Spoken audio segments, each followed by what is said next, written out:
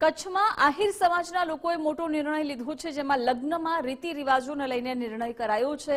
સોનાના દાગીનાની લેતી દેતી પર પ્રતિબંધ મૂકવામાં આવ્યો છે। જમણવારમાં 6 જેટલી જ વાનગી રાખવાનું ફરમાન કરાયું। વધુ વાનગી રાખશે તો 2.51 લાખનો દંડ પણ ફટકારવામાં આવશે। વરરાજા લગ્નમાં શેરવાની પહેરે તો 1 લાખનો દંડ નક્કી કરાયો છે। હલ્દી, મહેંદી અને પ્રીવેડિંગ પર પણ પ્રતિબંધ મૂકવામાં આવ્યો છે। લોડાઈ પ્રાથડિયા આહિર સમાજે આ ઠરાવ કર્યો છે।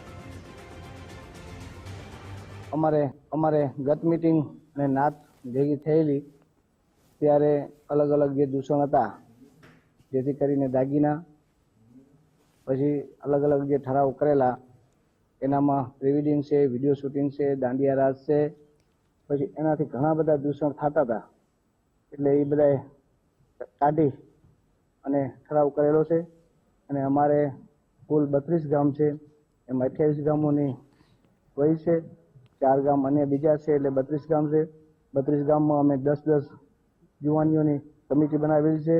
સમાજની અંદર 35 થી 40 લાખ રૂપિયા 35 થી 40 લાખ રૂપિયાનો દાગીનો આપવામાં આવતો હતો। 35 થી 40 લાખ એક દીકરાનું સગપણ કરે એટલે 35-40 લાખ રૂપિયા સુધી આ દાગીનું પહોંચતું હતું, અને જેનાથી કરીને સમાજના લોકોની જે તકલીફો ઊભી થતી હતી એના માટે આ લોડાઈ પ્રાથડિયા આહિર સમાજે આ નિર્ણય લીધો છે।